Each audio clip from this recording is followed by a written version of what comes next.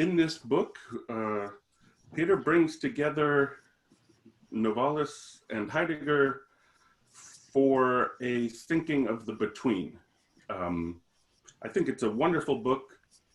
The two parts, one part Novalis, one part Heidegger, go together well. They there are subtle reverberations of the Novalis material in the Heidegger and foreshadowings of the Heidegger in the Novalis. It's well constructed in this way. The Novalis material runs through a beautiful itinerary of his texts, starting with an elaborate, and Peter goes directly to the hardest and darkest material in Novalis, I have to say. So it's really a joy to read him elucidate, in almost a literal sense, these opaque, dark, mysterious writings of Novalis. And the itinerary he takes, like I say, goes directly into the darkest moment. So he starts with the Fichte studies, which are fragmentary, oblique. Even if we have Fichte himself, he's incredibly complicated. But then these notes are even more so. After that, he moves into the Romantic Encyclopedia, the Allgemeine Beruhigung, which is again nothing easy to read. And finally into the Novices of Sais, which I have trouble understanding that text as well. So I was very thankful for Peter's wonderful unpacking of this material in, as I said, a very lucid way. All of this Novalis material is, it seems to me, devoted to articulating Novalis's sense of relationality. I think this is most clear in the treatment of the Beruhigung, the encyclopedia, which Peter takes seriously Novalis's claim that this is a Kombinationslehre, or a doctrine of combination, or a Verhältnislehre, a doctrine of relation. And he does beautiful work on articulating just what this means. And it leads him to even question whether the fragment is really the best entry into Novalis's way of thinking. Because Novalis participated in the Athenaeum group, it's very easy to say that he works in fragments, but and to leave that a little unexplored. But Peter would rather take a distance from that approach, and he sees something different happening with the encyclopedia in particular, that the notion of a fragment doesn't capture. That's something we could possibly discuss, because it's a provocative claim. But if I can just interject something about this itinerary, it evolves in a certain way out of a wish to circumvent a kind of tendency that is apparent in studies of Novalis, which is this tendency historically that until, I'm sure as many of you know, until the 1950s or 60s, Novalis was considered entirely as a poetic figure in the most sort of, how should I put it, the most ordinary, in a certain way, banal sense. And since then, there has been increasingly a significant amount of work done, which, as it were, quote unquote, takes seriously Novalis as a philosopher. Now, this is wonderful, except that what this tends to do is to set up a division between his early, quote unquote, philosophical work and his later poetic work. In other words, it goes sort of to the other kind of extreme. What I wanted to do partly in the book, in this section of the book, is actually to trace an itinerary which might be able to bring these different senses of his work together. In other words, the speculative, scientific, fragmentary work, the ruminations on Fichte, and also the literary work at the end. Not to try and say that it's all a kind of reiteration of the same, but at least to trace a kind of connective trajectory in that kind of a way. So that's part of the origin of that trajectory anyway. Mm-hmm. Yeah. So, but thank you. Yeah, and I thought that the Novalis half is so clear and compelling in its movement with that itinerary. I wanted to ask, could you say what the itinerary in the Heidegger material was? Because it was a little more circumlocuitous, I think. We sort of started with the Bremen lectures, then we go back, and then we end on a notion of system in a sense. You do a wonderful job, I'll say, of bringing in the various texts that Heidegger wrote in around the late 30s, and 40s, around the volume Ereignis, which plays an important role in this text. These, what you call the ontic historical or being historical texts, are in a sense at the center of this. But you don't just remain with those texts. You bring in the lecture courses on Schelling, for instance, or the seminar on Herder. And so we really get a panoramic view of Heidegger's concerns or varying approaches to this notion of a between from the texts of the period. It's very richly done. But maybe you could say a little bit about the general path you were pursuing in the Heidegger section. So I think that the way in which the sections on Heidegger evolve, I mean, it is a separate section structurally and so on, to be sure, but I think they evolve out of a continual wish to respond to Novalis in a certain kind of way, to this sense of the between, and to pick out, as it were, moments that seem not exactly to replicate, but at least to echo some of the kinds of dynamics that we find absolutely, it seems to me, central to Novalis's thought. So, as it were, the sense of the between in Heidegger, then in the book, is kind of diffracted, as it were, through the lens of Novalis, it seems to me.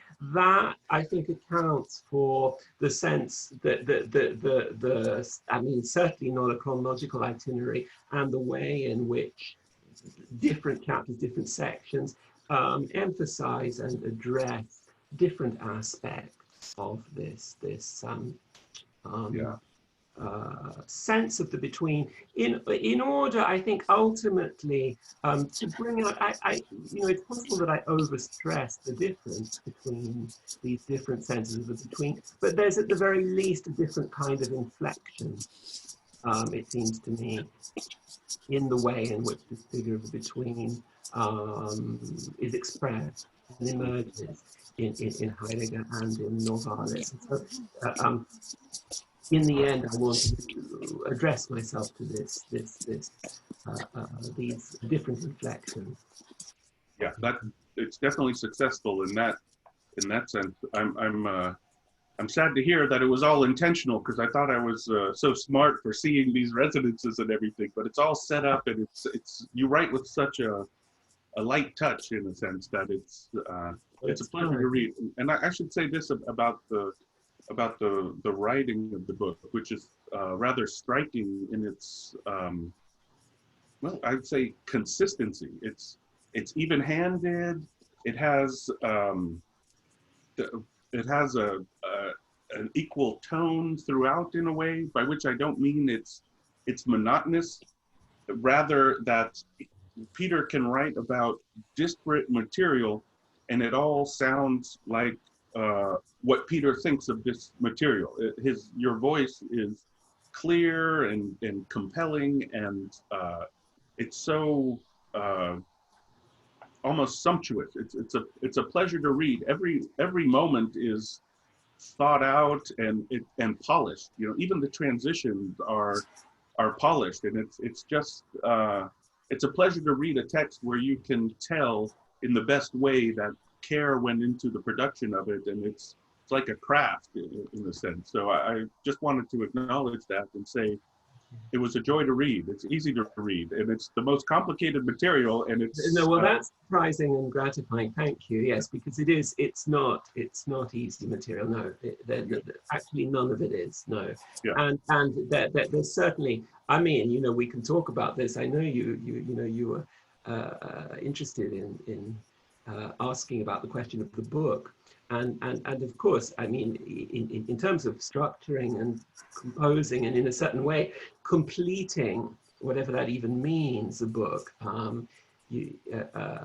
imposes considerable difficulties, I think, and so there was a lot of wrestling involved with disparate and difficult issues. So no, it's very gratifying what you say. So maybe I'll start with a question about literature in this, and I'll preface the question with just some general comments.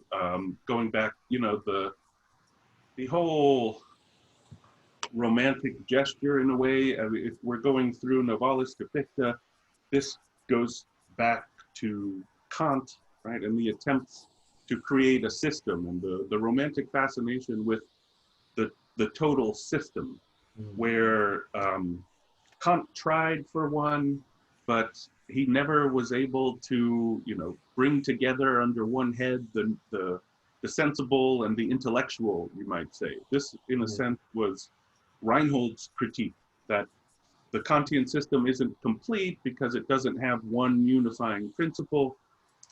It's still torn between sensibility and intellect at the very least. And Reinhold wanted to, or found his own master principle for the system in this notion of a capacity for representation, Vorstellung. And so he puts representation at the heart of the system. I think what Fichte adds to this, though, is that for Kant or for Reinhold, the system, in a sense, is an object. It's an intellectual object that you can take or leave. If you want to be a Kantian, here's the beautifully symmetrical, architecturally designed edifice of a system. You can accept it or not. You can accept it or not. It's an object outside of you for you to take or leave in a way. And so what Fichte did, in my view, is make the system is no longer objective in this way. It's not a what in a sense, but rather it's founded on an act of the I, right? This Tathandlung. And so with Fichte, you have the system is no longer outside as an object, take it or leave it. For there to be a system at all, you have to perform it. And so you're already caught up in it. And this kind of, I don't know what to call it. I don't want assimilation of the thinker or incorporation of the thinker into the system, which is not grounded on a fact, but on a deed, I think is critical. And this deed is one of self-positing, right? Where the self, the absolute I, posits itself. This is where I think Novalis's Fichte studies come in. You know, we could spend hours just looking at the first the first page of the text. It's so provocative and insane. But I'll just quote you know, a line from that, where Novalis says, "We abandon the identical in order to present it." And what Novalis indicates in these Fichte studies, for me, is that if the I is to, in fact, posit itself and recognize itself as the I that it is, it can only recognize itself in some representation. So the I needs to represent itself to itself. And that interrupts the idea of a kind of immediacy of the I subject and I object, if you will. So in Fichte, you might think there's a kind of immediate intellectual intuition that's operative in this positing of self. But Novalis argues, it seems to me in these notes on the Fichte studies, that for the I to even recognize itself, it has to represent itself. And that inserts representation into the, you know, the very auto-affection of the subject, if you will. Subjectivity itself is constituted through this representational moment that can always, I would say also in a sense, be misrecognized, right? It brings a kind of exteriority into the self. And Novalis says, consciousness is, see if I can get it right, an outside of being within being. And that's all the work of the sign or representation for him, which has an aspect of exteriority to it. But that exteriority is now functioning as constitutive of the self-reflective subject itself. And so he sort of interrupts the immediacy and self-possession of the subject and inserts representation there. He says, you know, in Henry von Ofterdingen, he says at one point that poetry is the activity of the human mind. And this, this idea in the Fichte study shows identity to be a kind of creative act, right? The self representing itself to itself, aesthetically, we might say. And so in Novalis, I see a necessity of literature for the subject. When I turn to Heidegger, I'm less sure of a necessity of the literary, right? Especially when we consider every Hölderlin course he gives begins with him just scoffing at Literaturwissenschaft and literary theory, if you will. Any rhetorical trope, metaphor, symbol, he trashes all of these, right, as just his warm-up act before he goes into talking about Hölderlin. Schriftstellerei, he's always condescending about. So it's hard to see provisionally such a elevation of the literary in Heidegger. So my first question to you would be, given Novalis's, the intimate place of literature and prose, let's say, in Novalis, where do you see, what role do you see for literature in Heidegger? And is this, if there is a difference here, is it important for you? Yeah, yeah.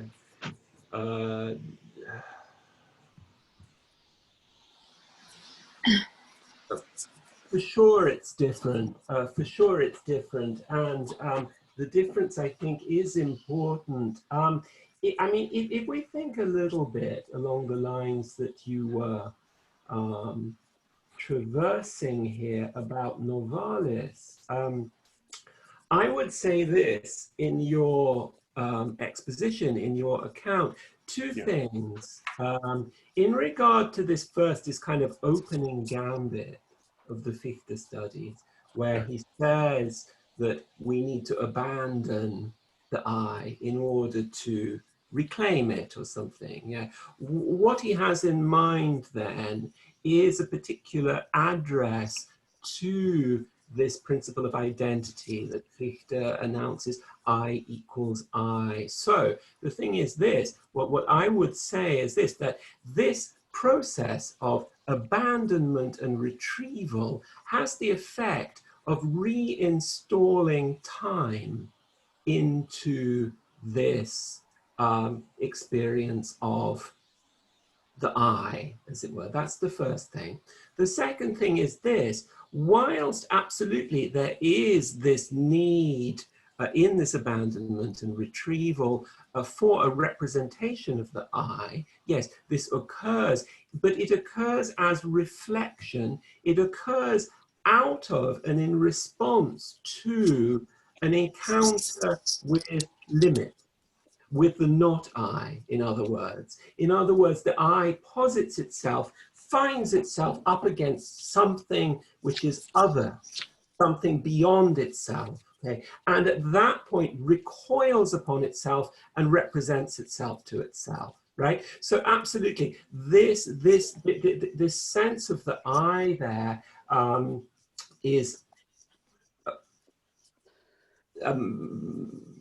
the I presenting and representing itself is crucial, but always thought in response to something other, something outside in a certain kind of way. And so the between space that I wanted to articulate is the space then, this generative space of this encounter. Yeah, which becomes more and more central in Novalis. So the possibility of representation, both of what is outside and of the I itself, belongs to this poetic word, which emerges as the creative possibility of both sides of this representation, if you will. Now, the thing is this, I was thinking about this question of literature.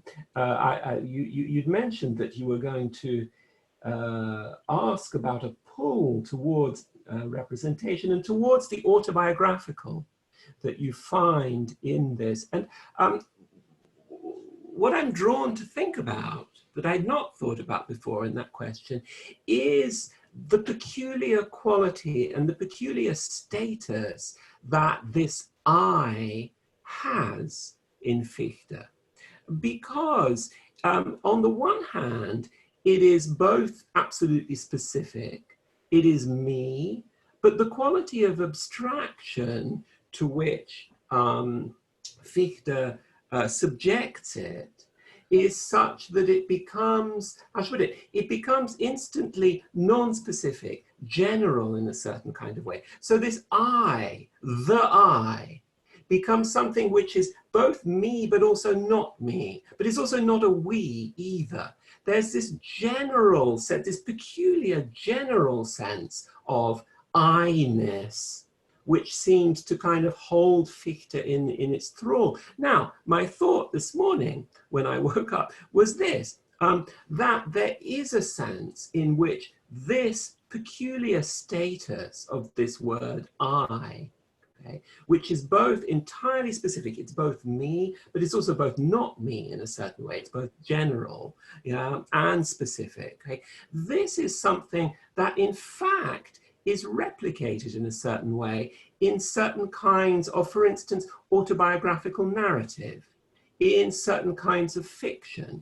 I think here about the narrative I think here especially about texts where the first person narrator appears without a name, appears silently. You think of Dostoevsky, Notes from the Underground, Hamsun, and so on and so forth. This strange presence of this I. So as we read and encounter this I, it sort of exhorts us to a certain kind of identification. It becomes me, but also not me in a certain kind of way. So in that sense, it seems to me the peculiar status of this I that we find in Fichte does in fact have a connection with the literary I of narratives, especially in first-person narratives in the 19th century novel, for example. So there is already then a kind of drift towards autobiography, towards literature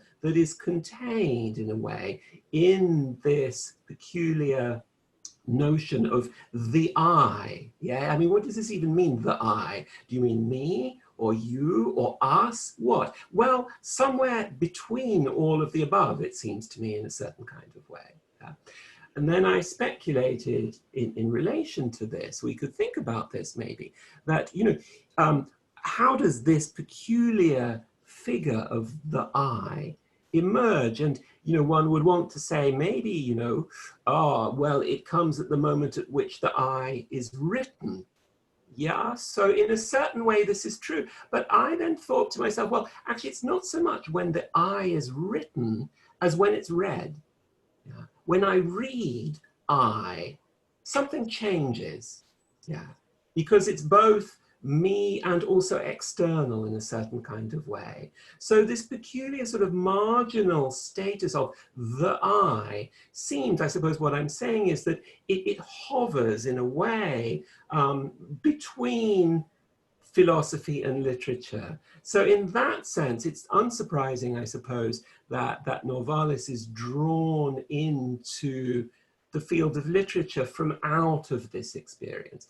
Furthermore, we have to say in respect of the Fichte studies that right off the bat, what Novalis does, you know, in the first few pages there, is to say that this process of as it were, this act of positing, this experience of limit, this experience of reflection and so on, is only comprehensible, can only be articulated as a feeling. It is a Selbstgefühl, he says, a self-feeling in a certain kind of way. Yeah, and this, then there's this really complicated sections about the relation of feeling and reflection and so on and so forth. But the upshot of it is that these two are deeply and intimately intertwined in a certain kind of way. So this sense that this philosophy requires primarily and as a matter of priority, a kind of feeling that it's grounded on a feeling, he says, a feeling of limit and unlimit in one sense or another.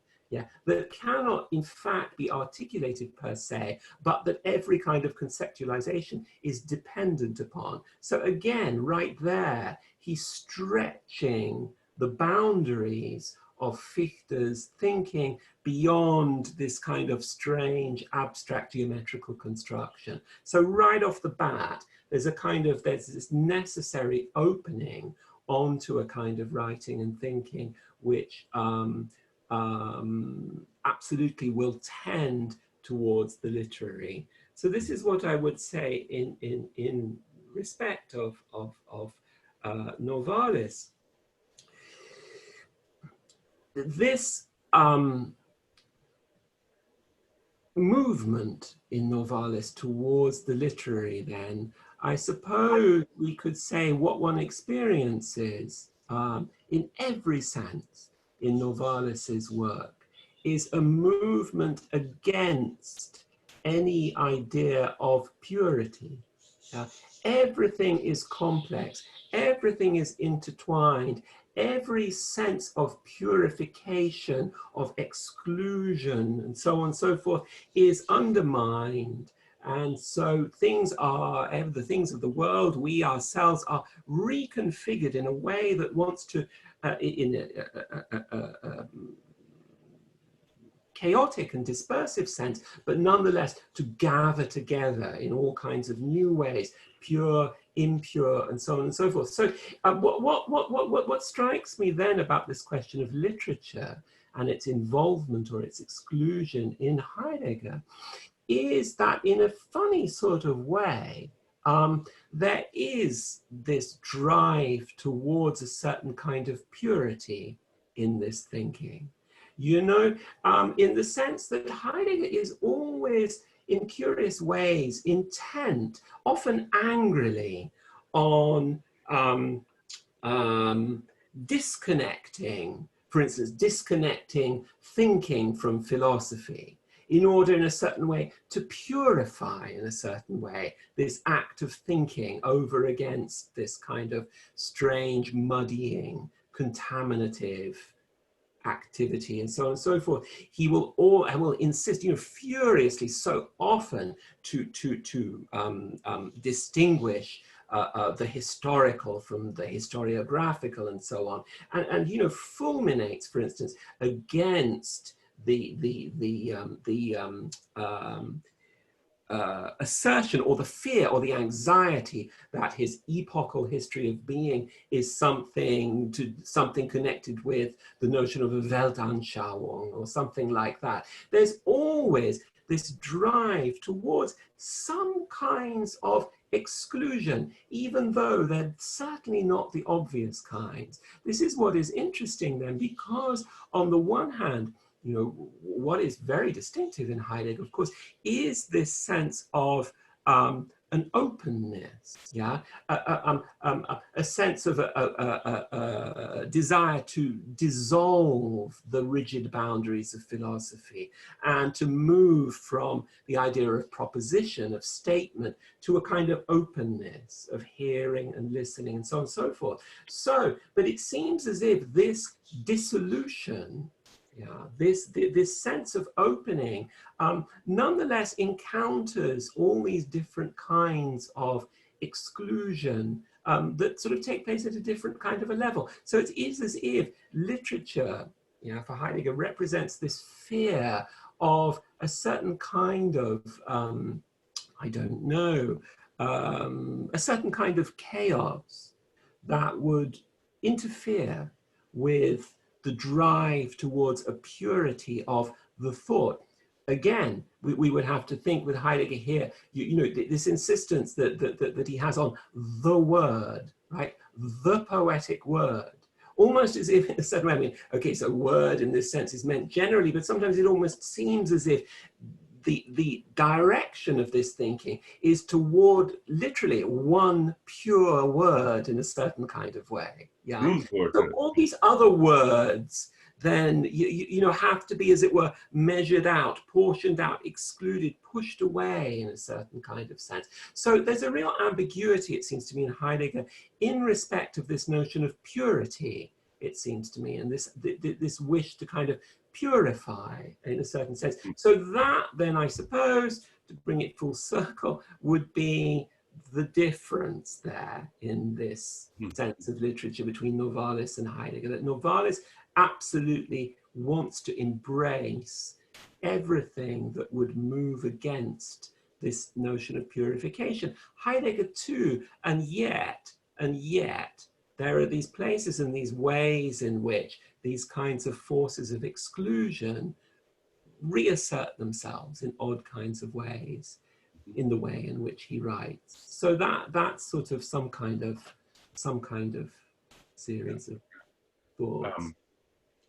If I could follow up on that, yeah, that's great. I was thinking, I guess the way I've presented Novalis is that Novalis is, in a sense, doing to Fichte what Derrida did to Husserl in Speech and Phenomena, where he shows that the self-reflection can never be completed, that there's this Augenblick or this moment of opacity, and that's sort of where I'm seeing Novalis inserting the literary. And then it dawned on me, maybe in Heidegger, let me throw this at you more speculatively, in Being in Time, the role of death, right? That death is what is most my own, but I never possess it, right? When it's here, I'm gone. When I'm here, death's not here. I'm very Epicurean in that. But because I can never have my death, it can only be represented to me in a sense. So death as what I can never possess can almost act as an injunction to represent. It's almost the only thing that could be represented, or that needs representation in some sense. Do you, does that spark anything for you maybe in Heidegger, that, or even moving outside of Heidegger, that this notion of death as unpossessable would carry a necessity of representation with it? I mean, Heidegger obviously himself doesn't say anything like this, but it seems an implication in the text. And I'll say, in Being in Time, if you look through the notes, this was something I was working on. It may not be true. It sounds true. In the chapter on death, Division 2, Part 1, there are more references to literature than anywhere else in the book. He's talking about Tolstoy in there. There's a couple other sources that are cited on similar grounds. Do you see a connection with death in literature in Heidegger? Or so I'll just leave it there. It's very interesting. It's very interesting what you say. the suggestion then is that the kind of deflection, yeah, that the resistance in a way that death presents for us, then as it were, forces us back upon structures of representation and so on and so forth. So in other words, almost as a kind of reflexive return, as it were, that as it were spreads out and proliferates in different kinds of images, different ways of understanding, different possibilities.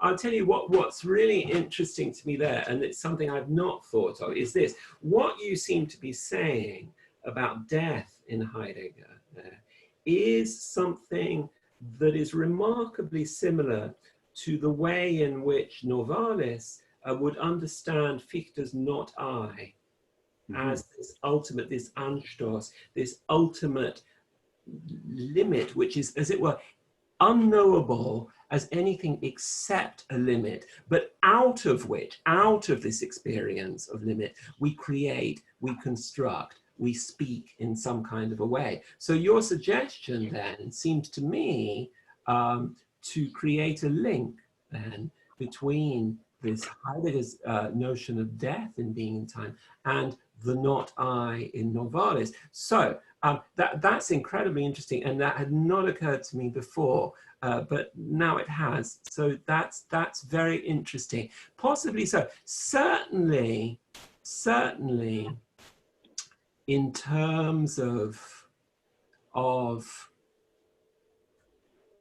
the need for literature, this kind of absolute blank, yeah, this refusal in a certain kind of way, does that then allows and indeed necessitates this kind of scattered profusion of images and possibilities, strikes me as being very, very pertinent in Heidegger. You know what it reminds me of, and it's partly just because I was teaching it just the other day. I was teaching some short stories of Arthur Schnitzler, where absolutely it is a question of, I mean, these strange stories where always, again and again, there's this encounter with death, a death that happens suddenly in a certain kind of way and is, for the protagonists, absolutely unmanageable, intolerable, incomprehensible, forces them back upon themselves in all kinds of strained and strange kinds of ways. And the narratives as such take all these strange, the narratives in a sense are generated from out of this ungraspability of this blank fact of death as a limit in a certain kind of way. So I mean there, absolutely, you can see this kind of, this sense of death as issuing in a kind of proliferation of feelings, images, ideas, and so on and so forth. So, I mean, in that sense, it's very, very interesting what you say, and yeah, no, I would have to concur that it does seem as if this possibility, this impossibility of death in Heidegger would actually initiate a kind of reflex dispersion, as it were, that would issue in all kinds of images and representations.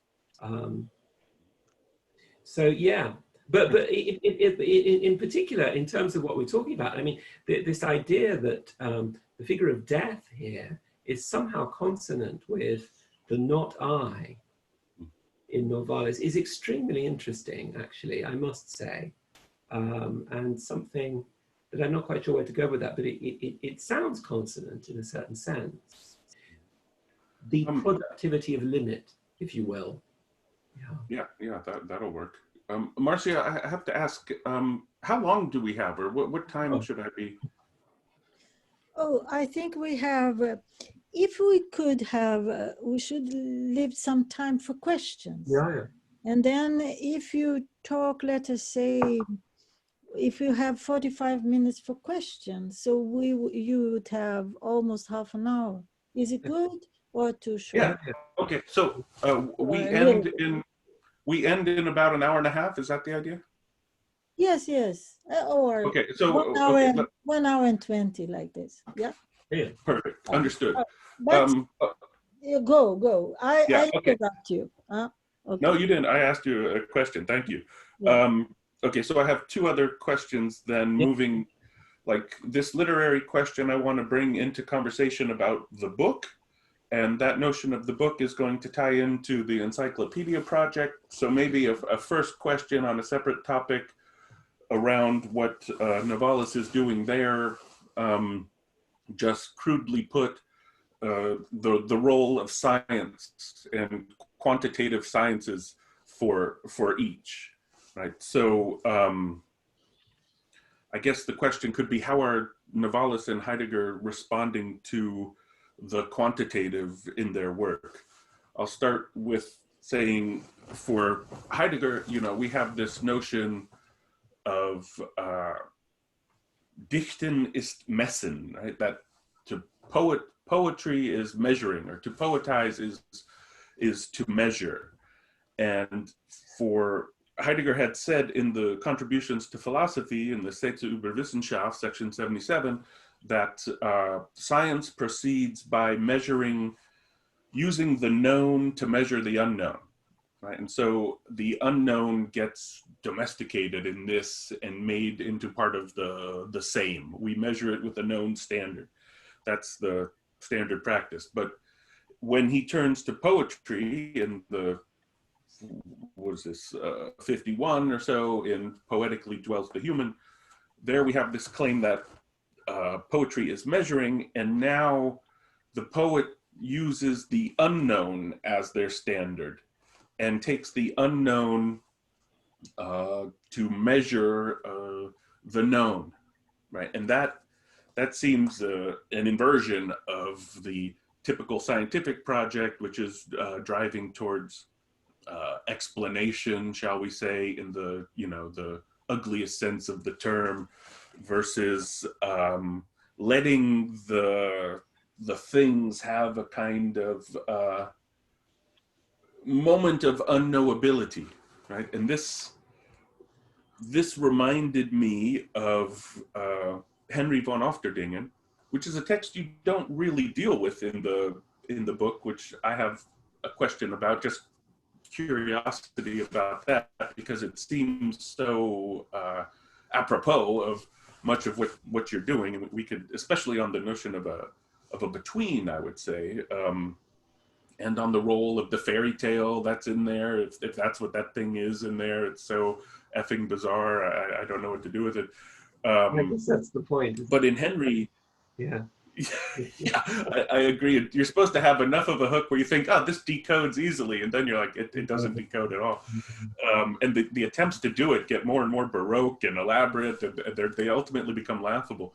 But in Henry, there's a line where he says, in poems or in poetry, chaos shimmers through this veil of orderliness, you know, and that seemed to me to be very similar to this poetic measuring of Heidegger, where the unknown is the standard in some sense. But you make a strong point at the outset of the book, saying you're not interested in thinking Novalis as performing a poetization of the world, or he's not poetizing the real, and you reiterate this. And so I guess if he's not if this is not a poetization of the world or the real, what is it? What are your reservations against that idea? Is it that it's too unilateral, or is there a problem with that? And if he's not doing that, then what is he doing, and how does that relate to the explorations of science, geology, mineralogy, mathematics, all of these more, what I'm calling quantitative disciplines, if I can, sloppily. How do you see them relating on this point? Is there a disagreement or a difference here? Yeah, no, that's very interesting. So yeah, to explain maybe, a little bit. I think what I have in mind, it's not so much a refusal of the idea that Novalis is poetizing the world. In fact, on the contrary, what it has to do with is a certain notion of poetry. In other words, it would be the notion of the sense of poetry as ornament, as embellishment, as simply a kind of pleasing, resonant and consonant addition over against a given real. So that in fact, on the contrary, so far is he from that idea that in fact, I mean, in his writings to a good extent, I mean, to a certain extent anyway, we actually lose track of this word poetry, yeah, as such, as a distinct domain, yeah, and instead what we have, in fact, is an insistent working upon the real. What I would say we have in Novalis is, in a certain way, precisely a kind of poetics of materiality. It is this sense in which, you know, there we are encountering this otherness of the world in a certain way and generating out of it and within it this kind of a creative response. And I think that there is a way in which, absolutely, if we look at Allgemeine Brillant, which after all is an enormously puzzling text, I mean, it really is so strange and scattered and profuse and wonderful and chaotic. Absolutely. There is a sense in which, yeah, you know, science on the one hand is taken absolutely seriously. Yeah, absolutely.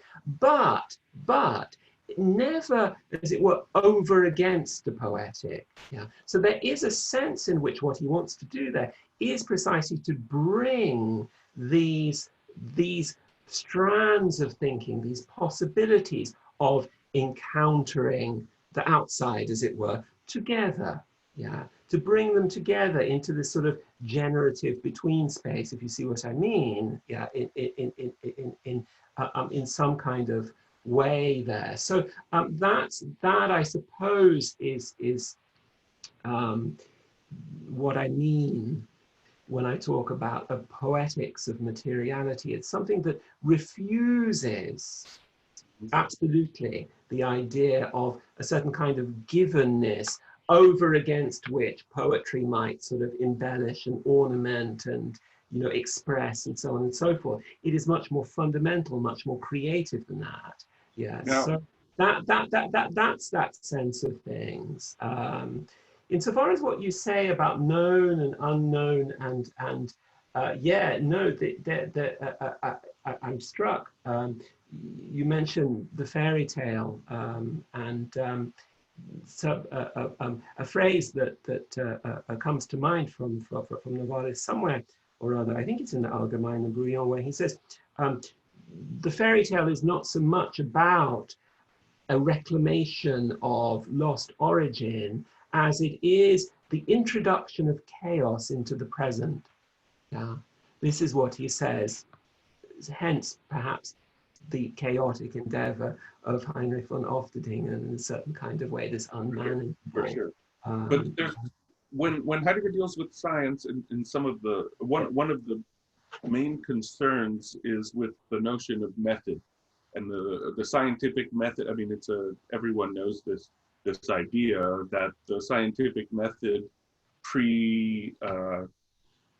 what do I want to say? I can't think of the word. It already anticipates what it's going to find, right? That with this methodological pretense, I've already framed the experience and I've already decided in advance what will show or what will count as relevant and what not. And I wonder if that methodological precept of science, of practically all science, or the name science itself almost, interferes with this Novalis style project.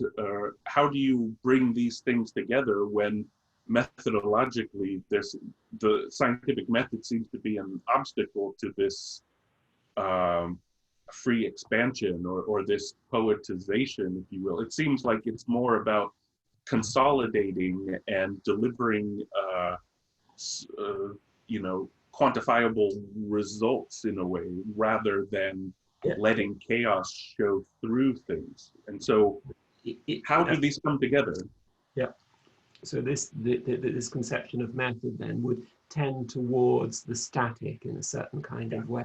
So here's what Novalis says in response. What you say, and it seems to be very constant. He says, all method is rhythm.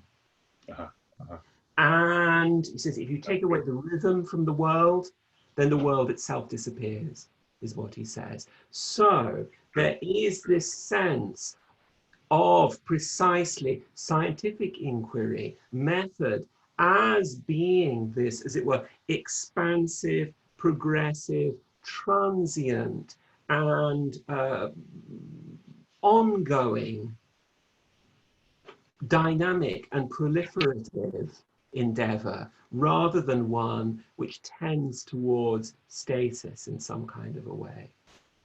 I mean, if one wanted a kind of scientific corollary here, it struck me the other day, I was reading Gregory Bateson on the notion of pattern and system, and he says something which is very coordinate in this, with this. He says that our sense of pattern, of system, and so on, he's thinking as a biologist here, tends always towards the static, towards a sort of single picture in a certain kind of way. And precisely, he says that no, the way in which pattern and system needs to be understood scientifically is through a temporalization. It's in time in a certain way. Yeah? And he says that changes everything in a certain way. So this idea of the rhythm of thought, as somehow as something which is fundamental here, not something which can be preceded by the establishment of a firm and secure picture of the world. It cannot be secured in that sense at all,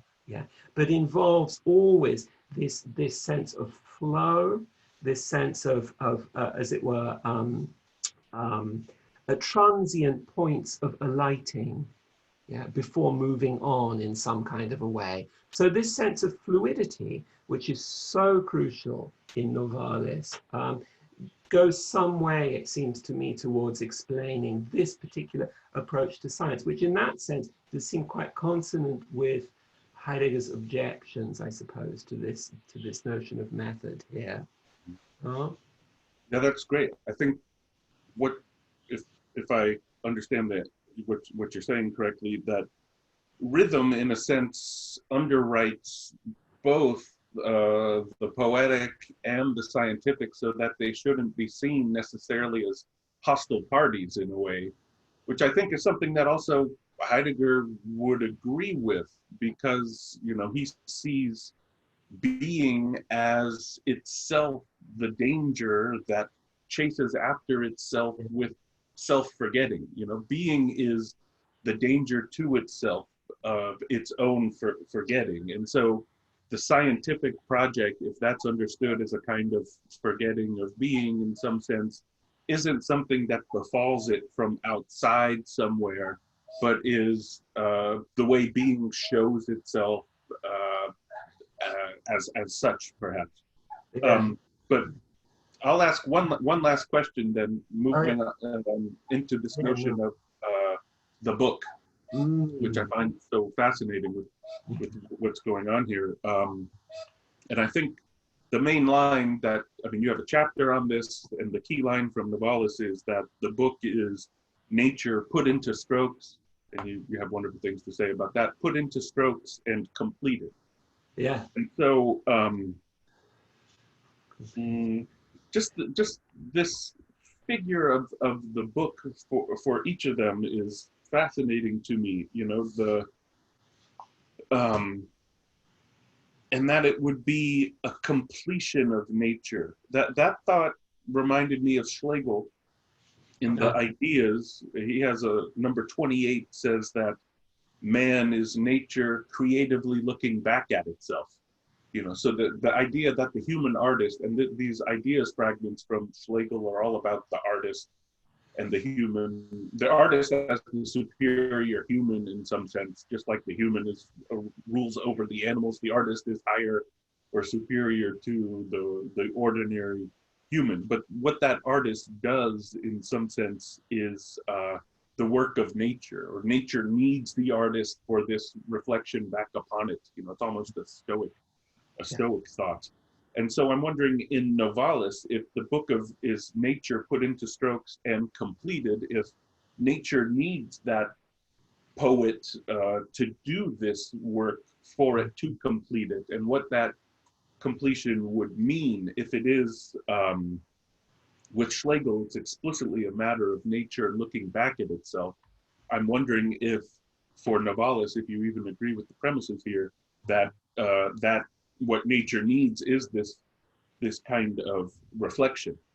Now, I'll add to this that in Henry von Ofterdingen, we have a famous encounter with a book where he's in a cave or something, or he's in mines. I can't remember where he is exactly. He's in that underground area with the king or whoever that guy who lives underground is, and he has this giant book. And in the book, Henry sees his whole life. And at that moment, there's kind of a dizzying irony of whether the book I'm reading is the book that the Henry himself is reading, etc. This sort of reflexivity, this abyssal reflexivity occurs here again. Something that I think is greatly indebted to Goethe, who you cite wonderfully with the Metamorphosis of Plants, but I think also Wilhelm Meister's Lehrjahre here would be also an appropriate reference, where Meister encounters the scrolls that tell his whole life back to him, and we have that same sort of reflexive moment with Novalis. Meister. Yeah, no, go on. Yeah, I was just going to say that Novalis claimed that he knew Wilhelm Meister by heart. or 600 pages. Yeah, that's amazing on its own. Yeah. You pay to see that. Yeah. But what's striking about Wilhelm Meister, in a sense, and the book for all of these romantics, Schlegel in particular, seems to be they're always pushing to see just how, they're always trying to break the form, in a sense, bring it to the breaking point by seeing how diverse, what great diversity of material can we put in and still have it contained. You know, they want to hear the board squeaking, struggling to contain all of this multifarious content, you know. And so Meister has books within a book or found text within it and so forth. And the encyclopedia project in Novalis seems to be something in the same genre of trying to almost present a scattered, trying to have a scatter of things in a resistance to comprehension, or to strain comprehension, bring it to its limits in some sense, to almost break it. Yes. I'm wondering if, I'll just start with these thoughts on the Novalis side before bringing in the Heidegger, but do you see the encyclopedia project, the Allgemeine Brillion, working in this way, or is the Kombinationslehre doing something else? If you could speak to that, I'd appreciate it. Absolutely, you do point to that central claim there, that the book is nature put into strokes and completed. So the sense there of completing nature suggests that the book has a particular kind of belonging to nature. It's not over against nature. So the book would never be descriptive or reflective, but as it were, participatory in a certain kind of way. It would belong to nature. This is, it seems to me, a very interesting kind of a claim. Now, the thing is this, it seems to me that one of the conditions of articulating this belonging would be a kind of openness. It would be a refusal to, as it were, close off and secure the boundaries of the book. It would be in itself uncompletable, because presumably if nature is completed in the book, then we would have to say that the book is also completed in nature in a certain kind of way. So there would have to be a reciprocal openness between the two. That this partly accounts then for this desire for a kind of, as it were, absolute inclusivity of the book, which is always in a certain way impossible, because it must in a certain way open itself to nature.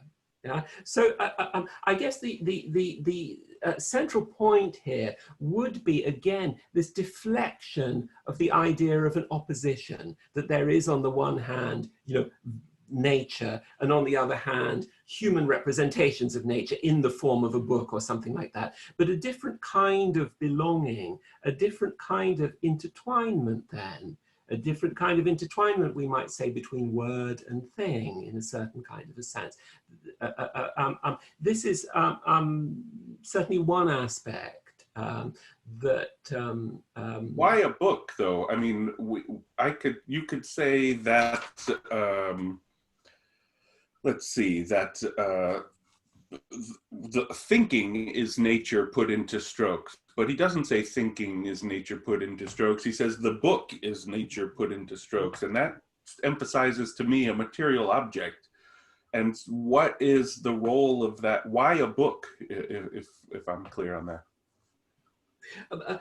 I don't know, but I think you just said it, because it's a material object in a certain way. So in a peculiar sense, it represents an externality in some kind of a way. Yes.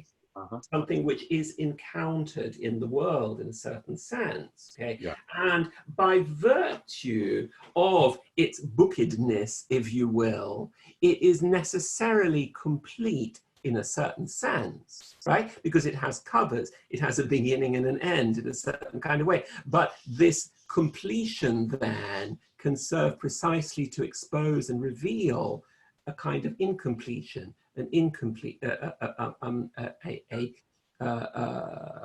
sense of a kind of reciprocal engagement, as it were. Yeah. Yes. Does that make sense? That makes perfect sense. Yeah. Let me add the Heidegger side to this. Yes, And okay. I'll start by saying, maybe provocatively, Heidegger never wrote a book, or he never wrote a book that wasn't based in a lecture course he gave, or that wasn't a transcript of a first spoken lecture or presentation. And then, you could think Kant and the Problem of Physics, that's based in the Kant courses. Being in Time, he finishes like a third of it, if that, from the stated agenda. And then after that, we just have sort of essay compilations that are lectures or occasional talks or pieces that are gathered together. There's no more, I think this has to do with moving away from the notion of a werk, or a work in the later thought, and the book is the work par excellence. And so he moves away from this notion of the book.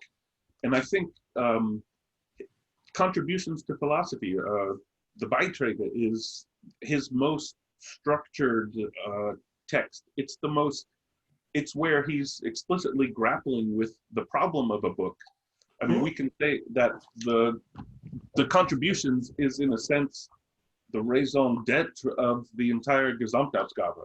It's the centerpiece of the Gesamtausgabe. It's the rationale for publishing his work, is to have this hidden center that was was only to be published posthumously on his 100th anniversary and so forth. But in that text, he's incredibly self-aware, right? He's reflecting upon the presentation of it. No one knows what I'm thinking, or he's reflecting on the title, that this is the public title, there's an esoteric title. And there's all these efforts to subvert this text falling into a system, right? The book is also the epitome of a system, for the reasons you say. It's composed, it's start and finish, and so forth. And so the contributions is almost a contestation of the book as such. And one of the figures of this that arises in the text and in the contemporary essay Age of the World picture is the figure of the publishing industry. And so he's concerned about how the publishing industry objectifies the content, or he says something like the person who brings up the paper from the basement for the printer has just as much say in what gets published as the author, in a sense, or that the publishers are dictating what gets published on an equal footing with the actual author, and they want products to sell, et cetera, et cetera. All these market concerns come into it, and Heidegger seems, in the contributions, trying to write a text that resists that. Is there any worry in Novalis that the book, qua external object, can be manipulated or usurped in this industrial way, right? For Heidegger, it's an instance of sort of machination, or what will later be maybe technology. But is there any worry about the book being, due to its exteriority, being misappropriated, or does it play a role in Novalis in any similar way? Does the exteriority of the book function for him in Philosophical Man? Yeah, no, it's interesting. It seems to me that part of the risk then of Novalis's writing would be precisely that. It occurs to me to sort of expand or recall something that Blanchot says beautifully about the fragment. Yeah. When Blanchot writes about the fragment, he says that inherently the fragment will tend always to decay and collapse into the aphorism, into the maxim, in a certain kind of way. So it will, as it were, its openness, that sense of a break, the disconnectedness, will necessarily, constitutively dissolve in a certain kind of way. So it seems to me that with this kind of chaotic gathering of the book, there is and would be absolutely a kind of danger of appropriation, which you're right. It seems to be the case that Heidegger is working hard to deflect by creating a different and a new sense of a relationship between private and public in a certain kind of way. Yeah. You know, he appears to be, in a certain sense, addressing himself, addressing a reader. You know, I have this secret. I'm going to tell it to you, but I'm not going to tell it to you. Don't tell anyone else, kind of thing. This kind of strange back and forth gesture here. In order, absolutely, you're right, to deflect this kind of appropriation, one might say. In respect of contributions, then, I would absolutely, given these risks and this danger and this desire for deflection and so on and so forth, that may or may not be successful in a certain kind of way. In terms of the book itself, it seems to me that actually Heidegger's process has quite a significant area of connection with Novalis's, in the following sense, that it seems to me that Heidegger's systematicity, if you will, in contributions has to do with a play of gathering and keeping apart at the same time. It's about joining, in some case, joining one thing with another. Yeah. So there's this sort of double pull. There's a pull on the one hand towards a gathering, a totality of which a book might be one, and also this kind of dispersive, disconnective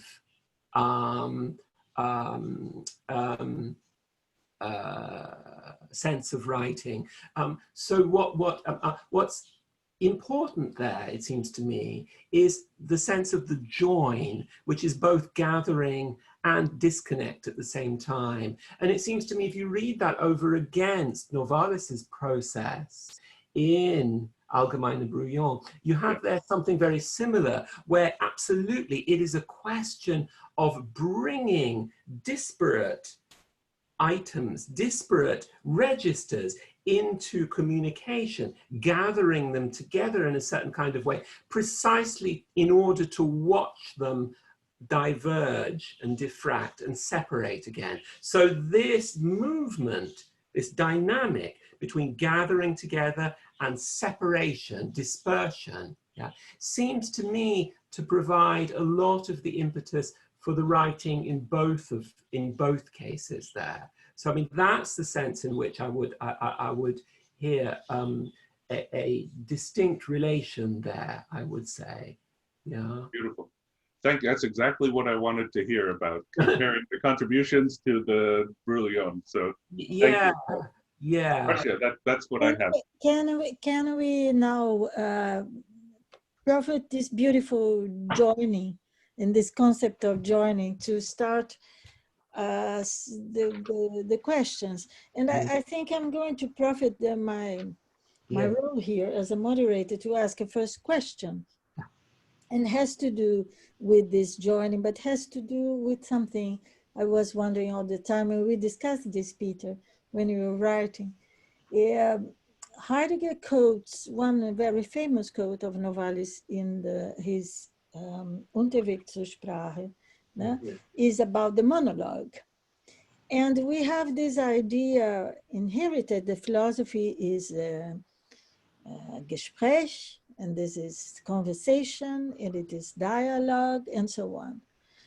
So my question has to do, in fact, how did you understood, handled, worked on this connection, joining Heidegger and Novalis? I mean, a little bit your method, if you'd say, but the difficult task to put together two thinkers with this spectrality of resonances, dissonances, but also historical gap, without doing the commentary of Heidegger on Novalis, without saying, no, I'm going to have Novalis against Heidegger. And that means breaking with the conventional scholarship and somehow performing what the Romantic called the Symphilosophein, that's philosophizing together, as you were doing now, as we're doing,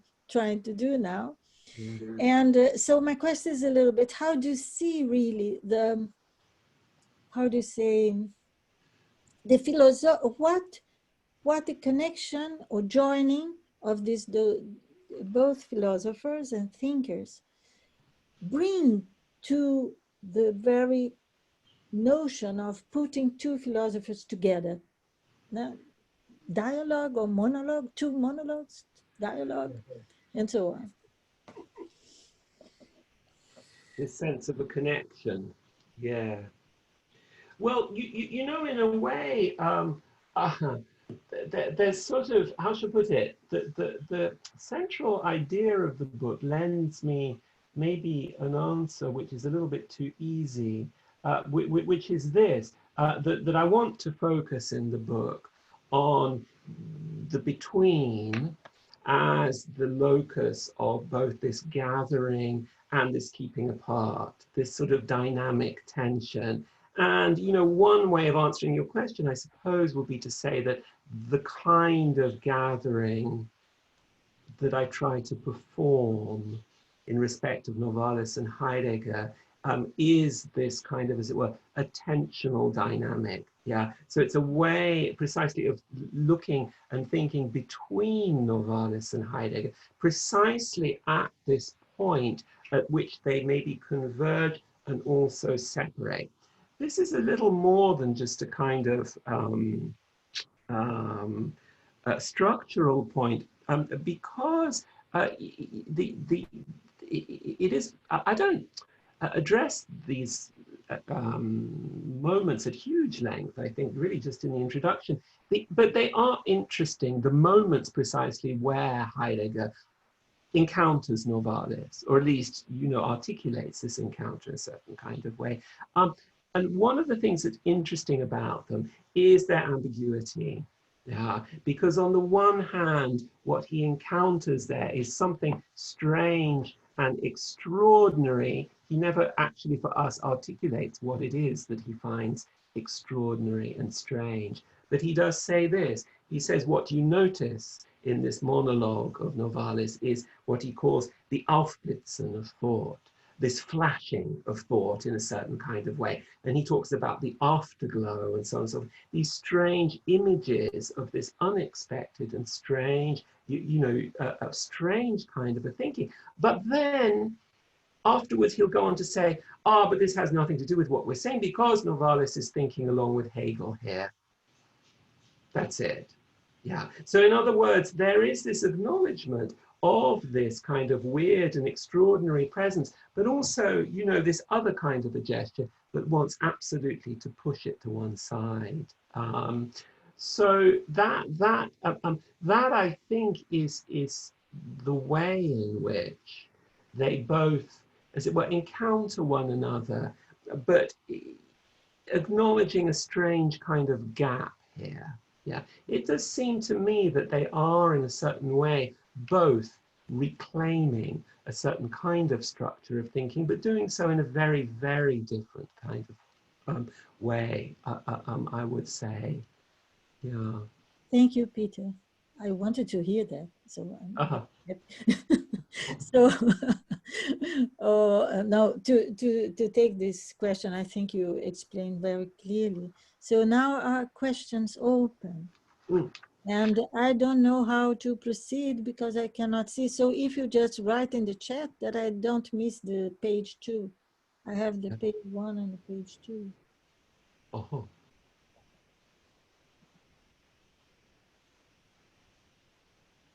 Okay.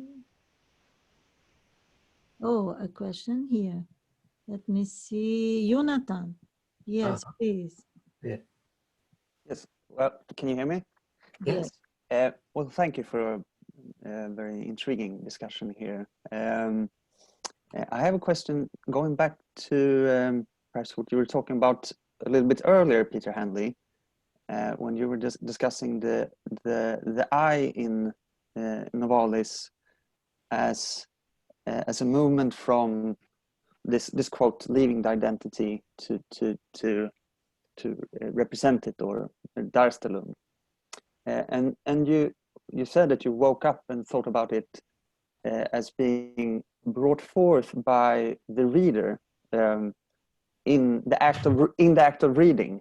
This I becomes, so to speak, put forth or represented through that act. And I thought that was very pertinent or relevant in the difference to Fichte, that he wanted his, I think he said that the Wissenschaftsläre was lecture note, was written as lecture notes on the one hand, and I think he also said that he didn't really want to write the Wissenschaftsläre down. He wanted to have it as a lecture, as a speaker, present it as a speaker. And there's a shift there to this reading moment, and that made me think of how would you say that the reading or the reader in that process of the I in representing it is sort of like part of the Novalis writing process, or is it more like it comes forth unintentionally, more like an automatic writing within his fragments? So then, sorry, the question is, what comes forward more as automatic writing or deliberate? Well, more like within the reading moment, or the reading, within that moment, is there a certain experience of that Novalis is aware of that certain representation or not? Do you see what I mean? And perhaps I think this question borders on whether there's a Bildungsprozess entailed in it, perhaps unconsciously, or if there isn't. Yeah. So yeah, no, absolutely. I mean, the question of reading. I mean, I'm not sure I'm right there, actually. I speculate. It does seem to me that there's at some point, some kind of difference emerges. Something quite specific happens to this I at some point. Maybe it sort of belongs to it intrinsically in a certain way, I'm not sure. And so therefore it struck me that there is this moment of otherness in the I that emerges in some kind of fashion. So that's why I speculated that it might be a reading. Now, the thing is this, in Novalis, he is absolutely attuned right from the start to, as it were, the otherness of the I, because of his insistence that the I can only be presented to itself in this formula of the principle of identity, I equals I. Yeah, and he's going to say that this is something other than a blank sameness that involves precisely this kind of movement of leaving behind and then retrieving and so on and so forth. So right off the bat, okay, there is this sense then of, in the I itself, of an encounter in a certain kind of way, and not with some kind of upsurge of immediacy. This is right from the bat, right off the bat. Whether that actually, you know, I mean, that is absolutely on the first page of the Fichte studies. And in fact, in a certain way, everything is elaborated out of that concern, out of that deflection. So all of his ruminations, all of his speculations, in a way are generated out of this disquiet in relation to the immediacy of the I. Yeah, so that so in that sense, absolutely, there's an encounter with a kind of a thought, with a possibility, with an anxiety, with a worry in regard to Fichte, which is then elaborated and ruminated and speculated upon in a certain kind of way. So that is kind of the process, I think. So it seems to be that he glimpses right off the bat a kind of problem, yeah, in terms of the immediacy of the positing I, yeah, and he wants to play then in and around this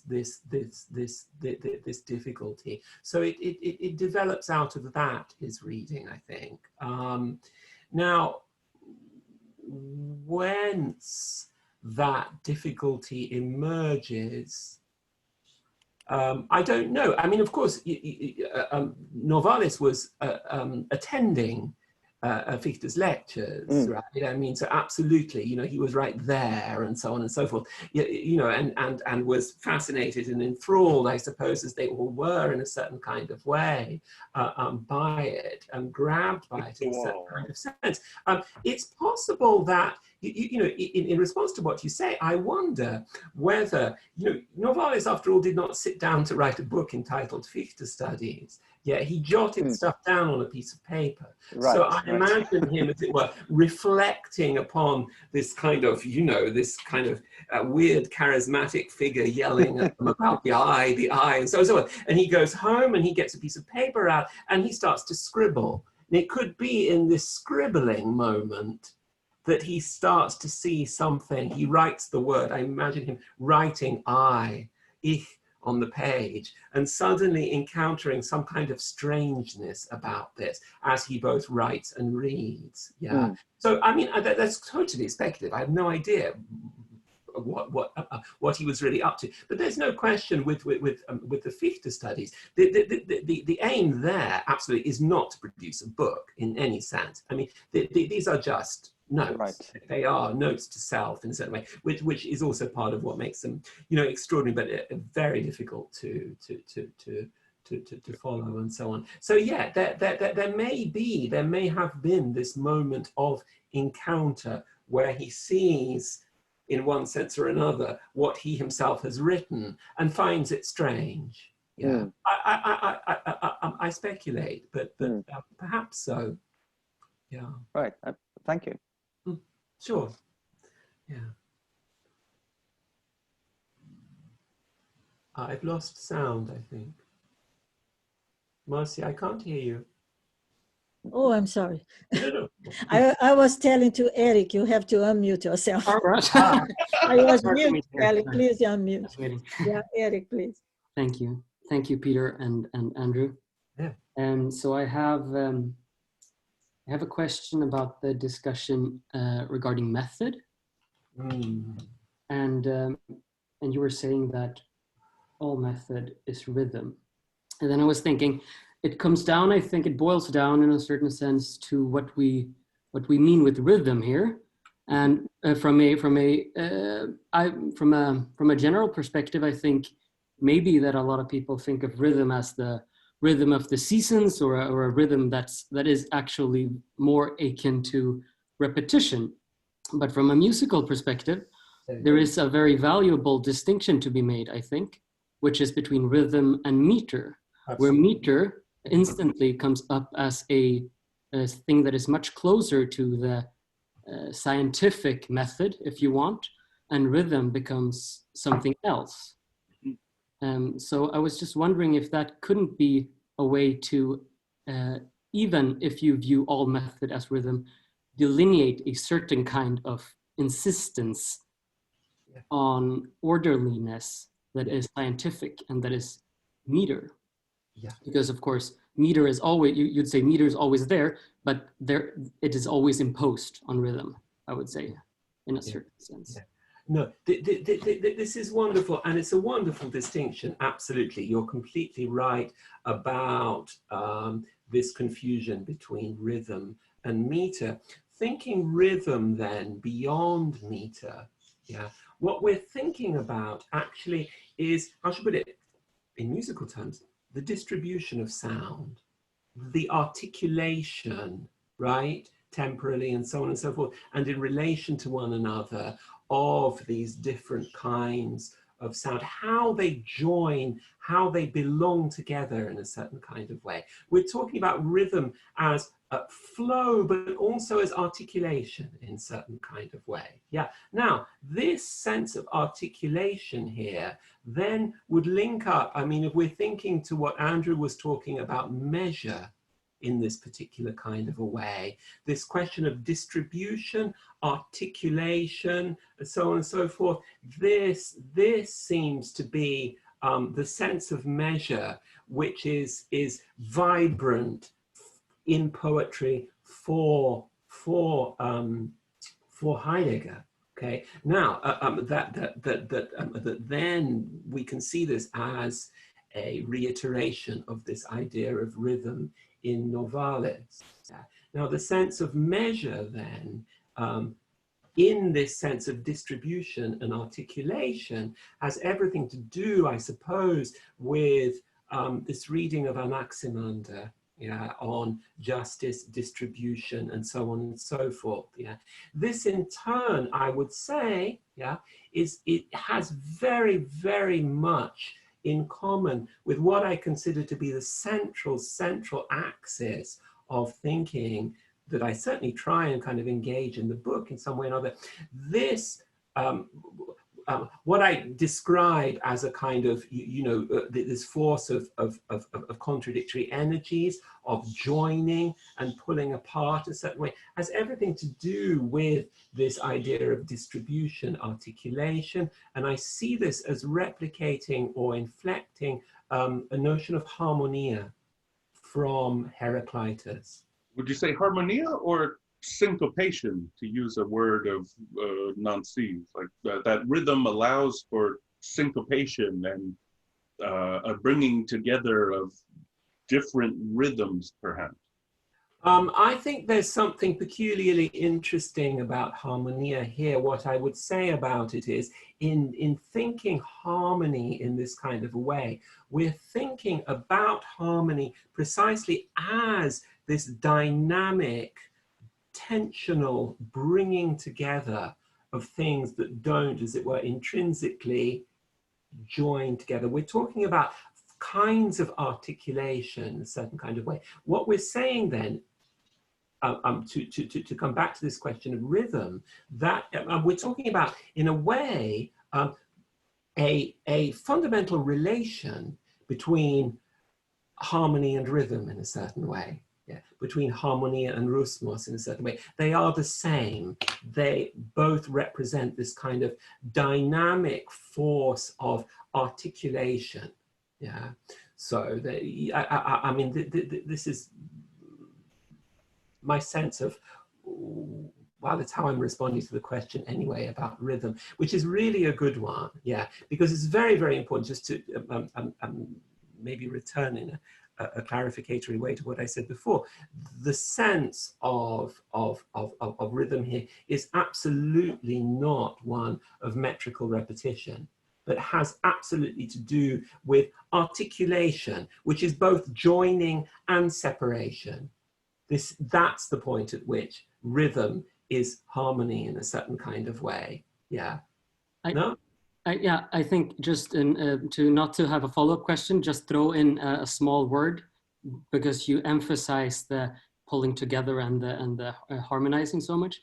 There is a late lecture by Barthes where he talks about the concept of idiorhythmy, which is the harmony, so to speak, between two different types of rhythms, and he speaks of it primarily as a living together between the individual and the group. I would just say resonates with what you said. Yeah, it's very interesting. Yeah, no, I don't know this. Yeah, thank you. Yeah. Thank you.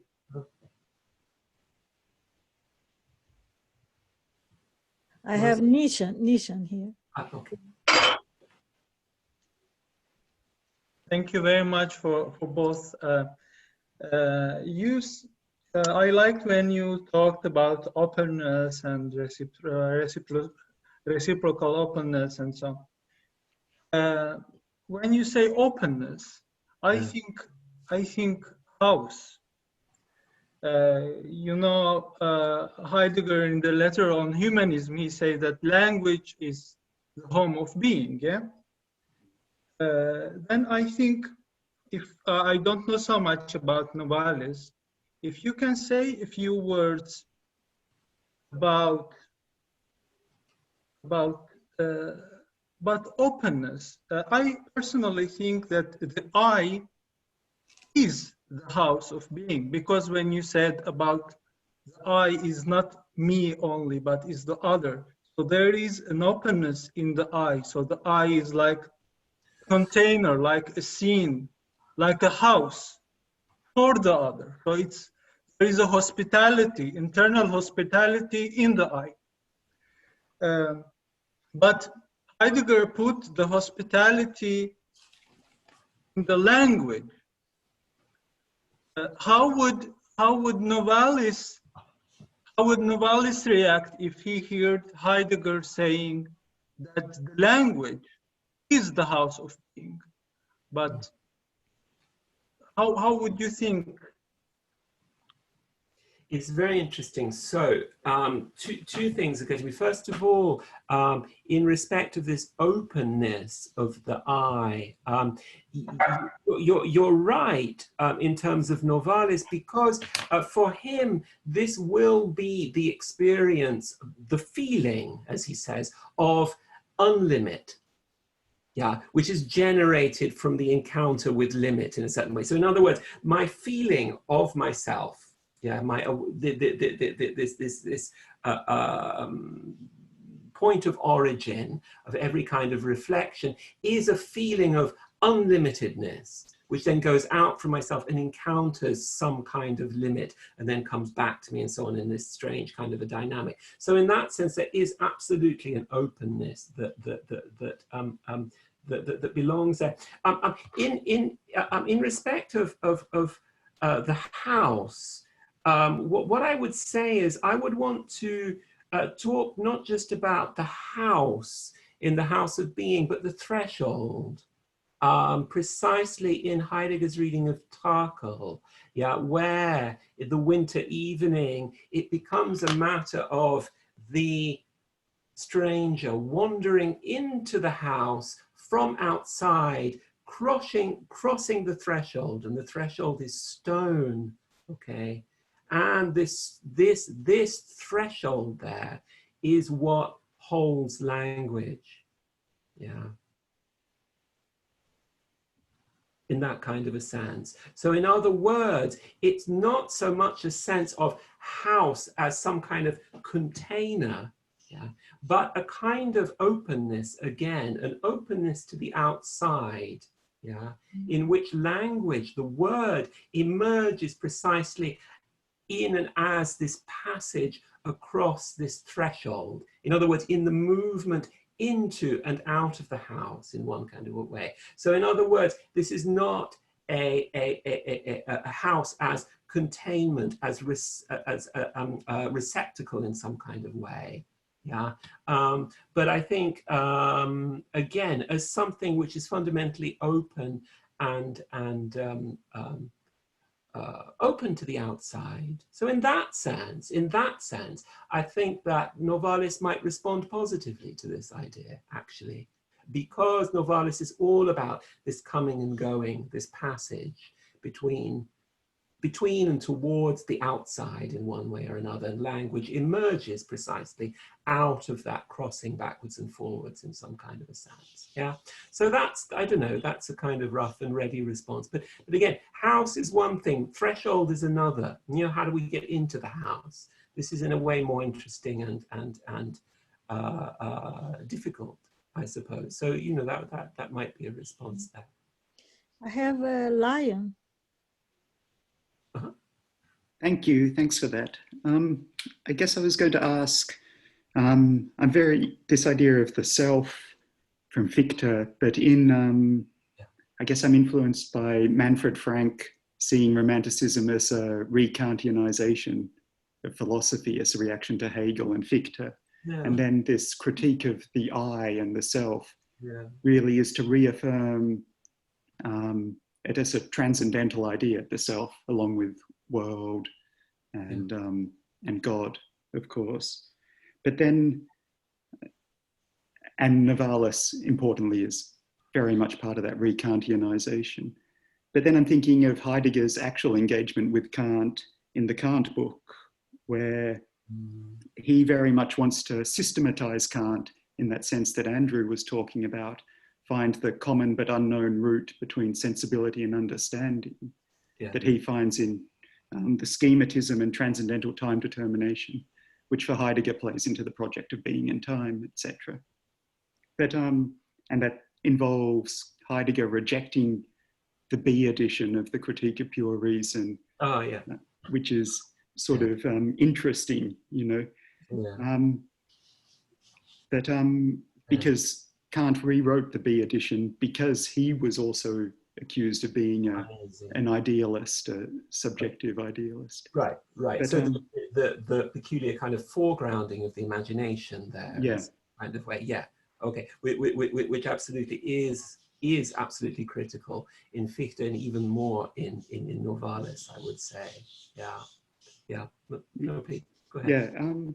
But I was just thinking, you know, as Heidegger's thought developed, of course, you can see in the forwards to the Kant book that he sort of rejects his own interpretation of Kant. And in his later thought, he very much reverses away from time to emphasize spatiality much more, in a similar way to Kant does in the B edition of the Critique, in the Refutation of Idealism. He says it's the existence of things outside of me is the only way in which I can, you know, tell that I am also a thing in this world, and we need the reality of the world outside us to determine time within us. And, you know, Heidegger's own thought sort of follows this same path. On Being and Time, he says, you know, the attempt to derive spatiality from temporality was was completely mistaken, his own earlier one. So I just wonder if there's a sort of like a re-Kantianization of Heidegger's thought that mirrors the re-Kantianization of philosophy in Romanticism and Novalis. And I also think this emphasis on spatiality maybe connects with the emphasis on relationality and these sorts of things, which it would be interesting to hear a bit more about that. Gosh, so I mean, the thing is this, it strikes me, you know, as you describe these kind of shifts and these alterations, that what we're encountering with Heidegger has a good deal in common with what we were talking about, this idea of the rhythm of thought in a certain kind of way. That I think it's quite important with Heidegger not to, as it were, hypostasize this trajectory as if it's a matter of moving from one thing to another and finally coming to some kind of a conclusion. I think this is not the sense of way in Heidegger, right? I mean, there is this itinerance, this sense of a wandering, a sense of a kind of constitutive uncertainty and openness precisely to these different and difficult possibilities. In that sense, I don't know that I could agree that there is, you know, it's often said, there is this shift from an emphasis on time to an emphasis on space. This seems a little schematic to me in a certain kind of way. I mean, Heidegger is so, I mean, if one looks back to these texts, these strange texts of the 1930s, where he's so intent on thinking about the question of emergence, of event, which is the event of both space and time in some kind of fashion. So it's really not an either or in some sense, different sorts of inflection. So, you know, he may, as it were, you know, in a certain way, reconsider his perspective on Kant. Absolutely. He announces right off the bat that you know, there's a kind of violence that attends this kind of interpretation, then maybe he attends to his own interpretation with a certain kind of violence. There is a continual exchange, a kind of process, a sort of transformative and gradual itinerance, really, from one text to another in a certain kind of way. So I would beware of a kind of schematic iteration of what Heidegger is doing earlier rather than later. Yeah, it seems to me to swirl around in interesting ways around similar kinds of thought, similar kinds of process in some kind of a way. So that sense then of itinerance, yeah, this rhythm again, absolutely would correspond very, very well with, albeit, you know, Novalis' writing career is a matter of a couple of years, but nonetheless clearly contains the same sense of this sort of extravagant wandering, this, again, this longing to be everywhere at home, this longing for an impossible inclusivity. Novalis says this, he says, philosophy as result is only ever interruption of a drive towards ground, and the drive towards ground is, as it were, endless and impossible and intrinsically incomplete. So what we produce then as a work of philosophy, as a book, if you like, okay, is only ever an interruption, as it were, a temporary coalescence, if you will, of an ongoing movement, an ongoing rhythm. Yeah. So this kind of thought, it seems to me helpful to apply and to consider in relation to Heidegger, where these are precisely these moments of coalescence. They are interruptions, his lectures and books. They're interruptions of a process in a certain kind of way, rather than its sort of crystallization, ossification in this kind of a way. Yeah. So in that sense, it seems to me that their process and their approach to writing and thinking, again, has something in common, to be sure, despite the very different dynamics and so on. So, you know, that might be one way of responding. Peter, it was really wonderful, this this thought about philosophy books, philosophical books, thinking books being interruptions rather than works, or even rather than ways. Yes. I think that it was what you propose is such a beautiful thought. It said a lot to me. And interruption also, because this draft back to Andrew's connection to the question of death, because dying means to lie down on the ground. Yeah. Dido and Aeneas. No? Yeah. So Yeah. lying down on the ground, falling on the ground, decline, Westerland, no? Abendland, this is the decline. And Right, philosophy right. as the interruption Yeah. of this, how to say, inexorable Yes. falling down to the ground. Yeah, interesting. No? Yeah. So Yeah. you really gave a lot of beautiful thoughts. And before interrupting, not in this beautiful sense, but more metrical or more measurable in this miserable sense of science, I would like to ask Andrew if you have something, just fragment, just something you would like to add, or if you I'll just add that all we've discussed today is maybe a third of the content that Peter's book takes up. There's so much amazing material in there. I mean, I learned things about texts that I translated and beat my head against 100 times, and I thought I knew inside and out. But Peter is able to bring new light to these as well. There's amazing material about the what does he call it? The ludic character, the playful character of Heidegger's language, and the way the words sound, the ringendes, gerings, and so forth. And I don't know anyone who talks about things like this in Heidegger. It's utterly fascinating. There's the reading of the book, The Event, Das Ereignis, is so